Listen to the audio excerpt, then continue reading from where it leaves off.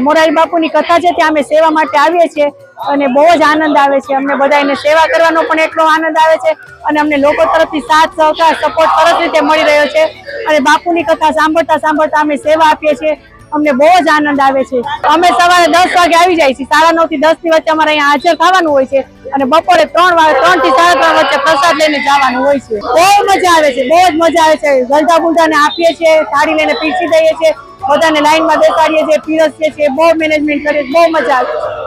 છે અને મેન રસોડામાંથી જે રસોઈ બને અને દરેક કાઉન્ટરો પર પહોંચતું કરવા માટે અમારી ટીમ કામ કરે છે અને અંદાજે 3000 સ્વયંસેવકો મહિલા મંડળ અને પુરુષો સાથે 3000 સ્વયંસેવકો કાર્ય કરે છે અને 36 કાઉન્ટરો છે 36 કાઉન્ટર ઉપર બનેલું તૈયાર ભોજન પ્રસાદી પહોંચતી કરવા માટે અમે